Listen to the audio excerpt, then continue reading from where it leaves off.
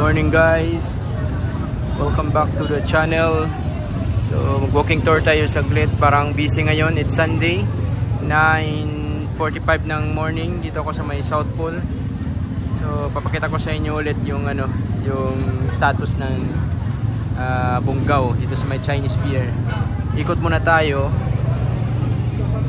Pakita ko lang sa inyo yung vibes dito.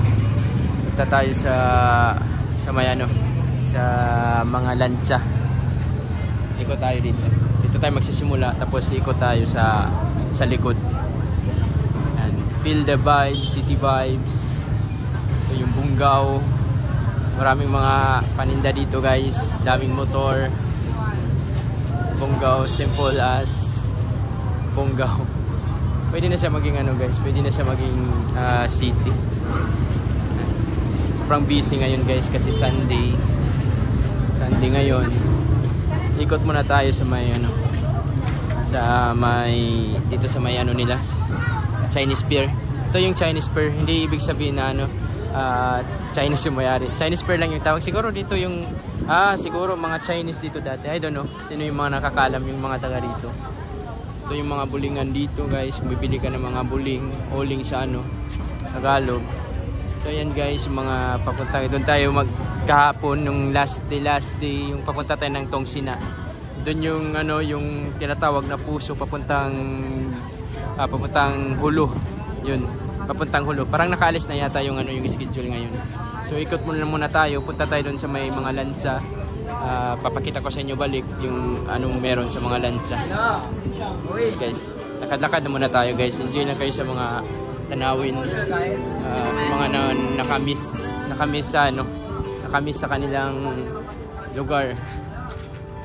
So yan guys, marami mga kainan dito guys, believe me. May mga coffee shop, marami mga sati. Special dito guys sa mga inuman. Yan, ito yung vibes dito.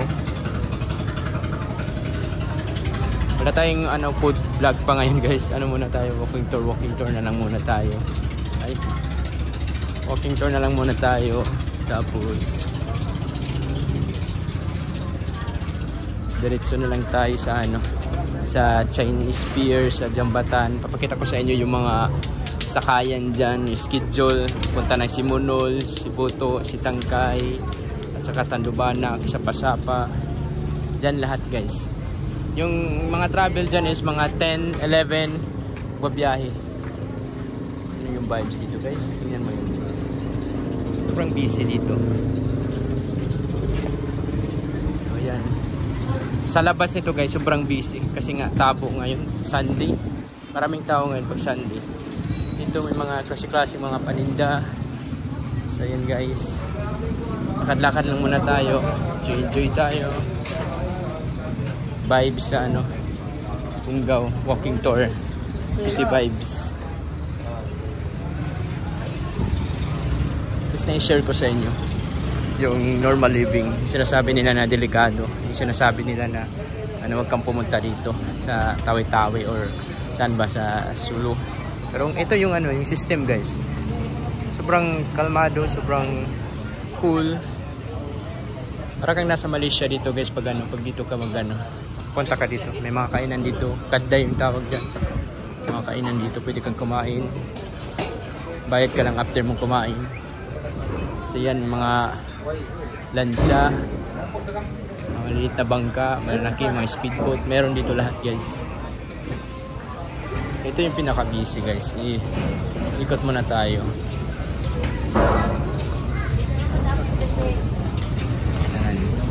Yan yung normal life dito guys. Busy sa mga sasakay.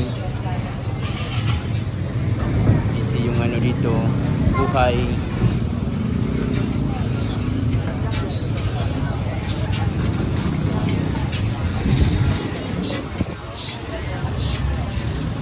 Ikot na tayo guys. Hindi na tayo pupunta doon.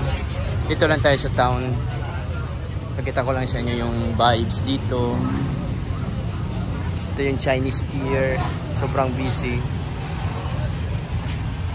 Diyan yung sakayan ng mga guys, sakayan ng mga papuntang isla, mga island. May mga restaurant din dyan guys. rito. Dito ako sa may taas. Dito pag magtaob guys, marami ang ano, hindi aakyat yung tubig dito pag taob. Ano, sobrang hassle pag taob. Ikot na lang muna tayo. Ikot na lang muna tayo. Yan, busy. Dito yung mga bibili ka ng mga pagkain pag pupunta ka sa isla. Yung mga prutas dito. Mga pagkain dyan, baunin, kasi mahilig talaga sa mga magbaon-baon dito kasi nga alas 4, alas 5 pa darating sa ano, darating sa mga destinasyon nila sa mga isla-isla. Mga ano dito, mga pagkain, marami guys. Dito kang bumili ng mga pagkain dito, marami. Yung shopping center, sentro, parang ano din siya, parang syudad, city vibes siya. Busy dito guys is morning talaga yung pinaka busy dito. Yung busy time is morning, mga 9 to 11 sobrang busy dito. Pakita ko lang sa inyo yung ano, yung mga update dito, mga system sa city vibes. Diyan papunta yung Chinese Pier, yung sinasabi ko sa inyo. Diyan yung puntahan ng ano, ng papunta ka ng mga isla-isla, diyan yung sakayan, Chinese Pier. Tapos dito, ito yung ano, sentro niya. Yung may sa I Love Bungaw siya. Straight mo lang. Pero pwede ka lang naman mag-tricycle, mura lang naman yung ano dito, mag-tricycle ka.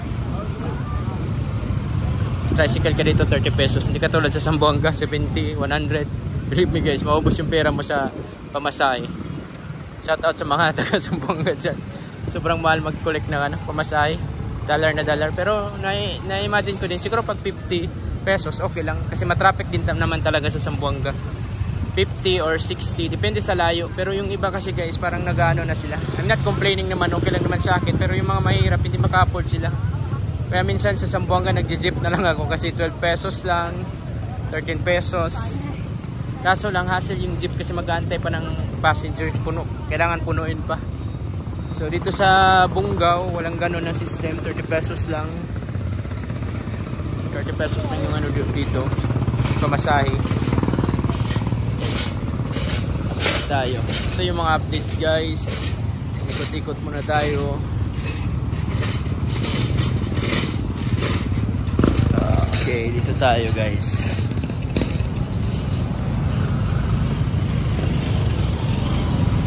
Parang ano sa Cotabato din masikip din sa, hindi kasi na-prepare dito ng improvement guys, kaya masikip yung daan. Hindi na naka-prepare ng ano in the future na magiging-improve yung isang lugar. Comment down below guys kung saan yung tingin nyo, yung sa Sulu ba or sa Tawi-Tawi ba yung mas progressive. Pero I think para sa akin, comment ko lang ano, parang pare-pareho lang yata. Dito lang yung lamang sa ano dito kasi maraming ano pupunta galing sa isla. Yun ang lamang dito. Ito ako sa may Unicels. Maraming galing sa iba't ibang isla. Bumibili ng ano ng mga ano nila, padjak soup. Ano mga gold. One way dito, guys. Yan. Dami na nating walking tour dito, guys. Pero still walking tour pa rin tayo. Bagong update. Padjak Bungaw, Bagay branch. Surrounding guys. 20 minutes walking tour lang. Ano dito? Easy lang.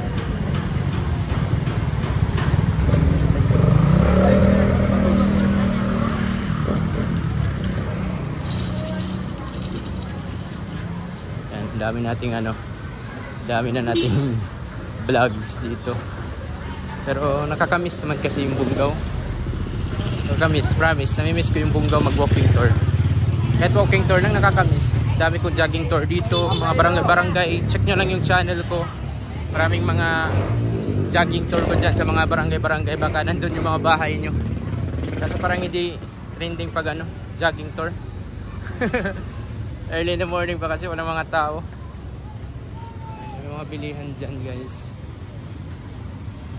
Dito may mga bilihan ng mga products. Ito may building na mataas. New Twin Unicells. Unicells pa rin dyan. Punta tong Happy.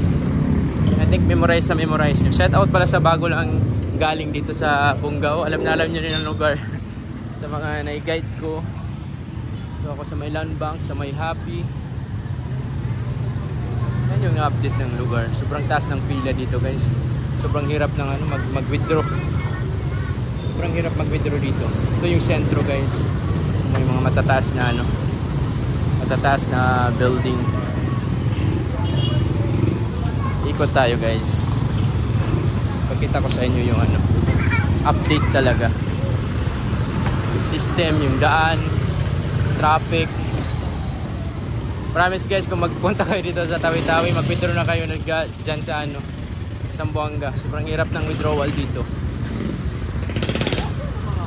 Daming South Pole trading dito. South Pole, parang 4 South Pole trading dito. Parang 4 yata. Yung traffic dito guys, sobrang pero wala namang nagkakabanggaan dito so far. I don't know kung merong na record ba, pero sa tagal ko wala akong napansin na may nagbanggaan dito. And guys, klase-klaseng mga paninda, South Pole trading.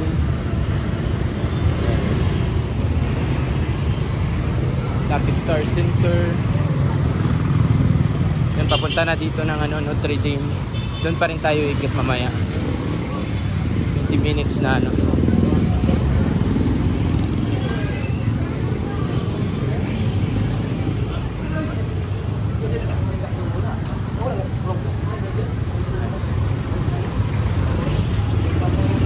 tayo sa street pa to? Awal Street. Dito guys, maraming mga damit na paninda sa Awal Street. May kainan din dito, 3 o'clock. Dito mag-withdraw meron din, Metrobank. Mga kilaw-kilaw guys.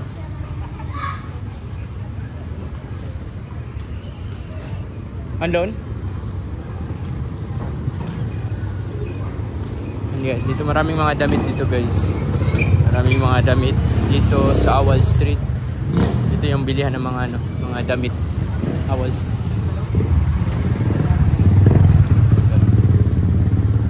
Ito ka mapili dyan. Damit pangkasal or ba. Kahit anong damit dito sa Awal Street meron guys. Dito ba sa baba ng sa Lucky Star Street ka lang. Yung damit na nagtitinda dito ng mga damit. So, kompleto dyan. Awal Street. Papunta tayo yung last natin doon sa may Notre Dame tayo. Ikot natin 20 minutes kung kaya. May Hanas Panadas House din dito. Yan yung sikat dito guys. Masarap yung masarap yung dyan, panada.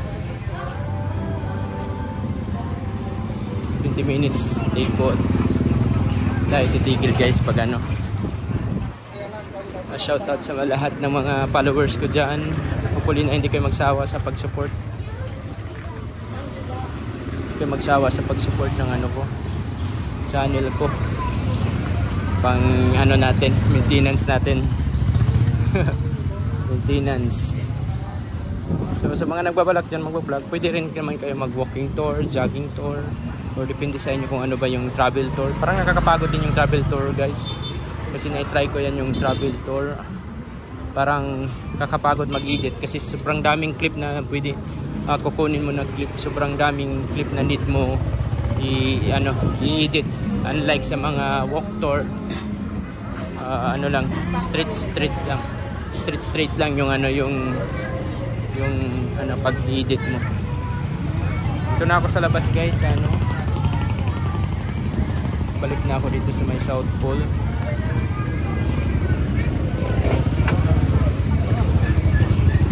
Dito ako sa may South Pole.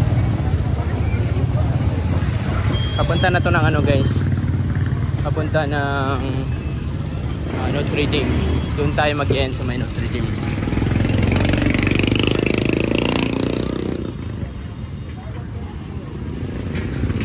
Ito mga streets. Very busy yung life dito guys.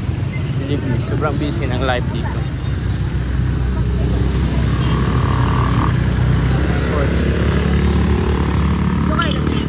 Yan yung public market dyan. Pagpapasok ka dyan, public market dyan.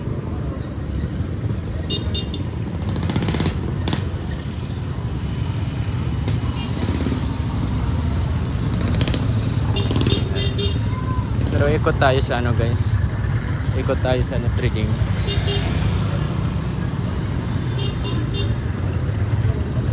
Tabo ngayon Sunday. Maraming nagtitinda dyan.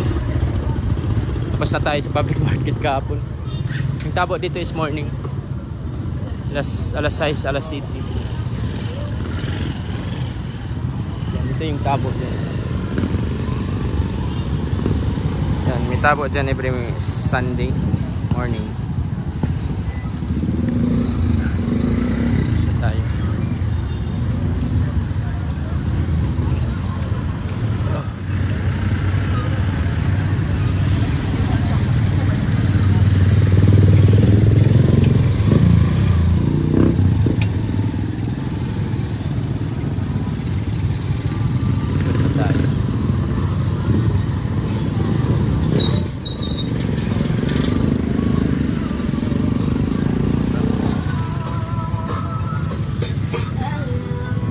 Papuntang Lamion guys.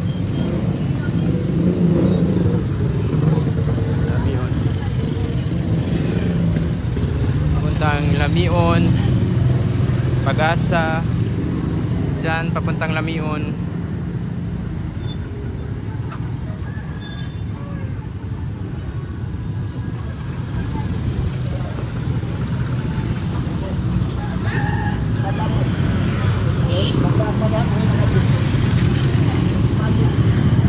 Isda dito guys. Apa isda? Marami.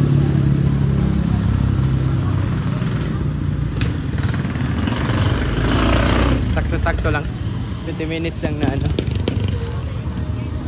20 minutes walk tour. Okay na.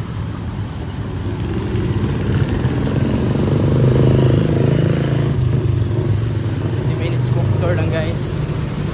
Goods na. Hanggang sa ano to, mapulo yung ano natin. Memory.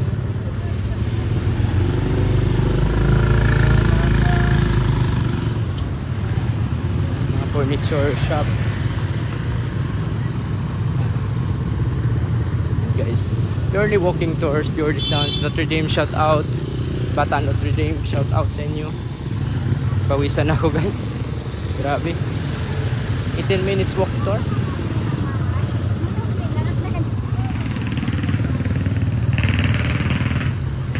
18 minutes.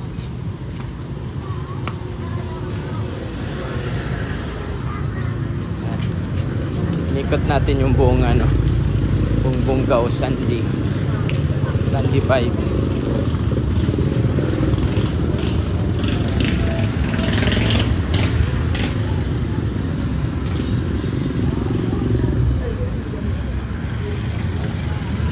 Sunday vibes.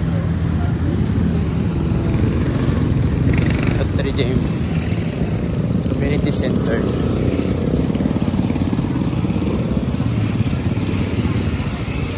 The best yung magana guys pag walking tour ganitong weather, hindi masyadong mainit. Okay na siya. Diyan Midway Groceries. Paikot lang kasi ito guys. Yan yung cathedral. Jogging natin kaninang morning. Pag-asa. Na-achieve ko na yung ano ko guys, yung goal ko na mag-jogging Pag-asa to Sangga-Sangga. Ipopost ko lang, i-edit ko pa kasi nga 1 hour yung ano, 1 hour yung ano niya, duration niya. Sobrang 1 hour yung duration niya.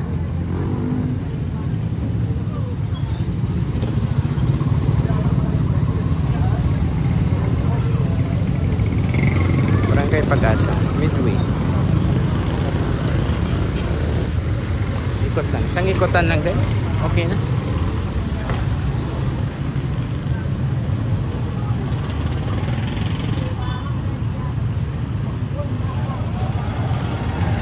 Isang ikutan. Sakto guys, 20 minutes. 20 minutes lang na walk tour. Dito na sa proper.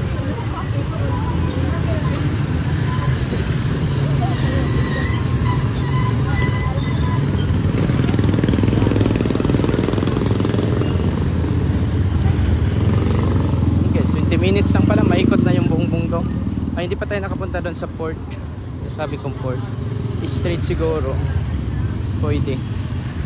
Hindi natin i-cut, punta tayo doon or cut na lang kasi nga marami na.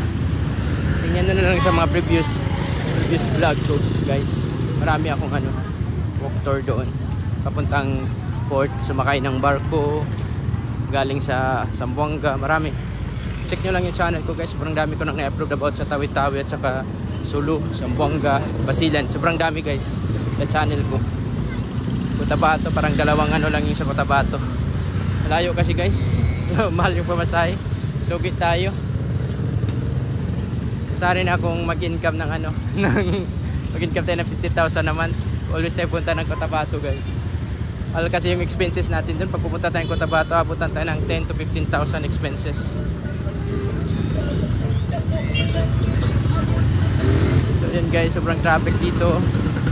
I think dito ko na ma-i-end yung ko guys, yung vlog ko.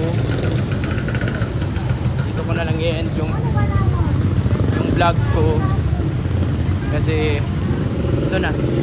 So thank you so much guys for watching.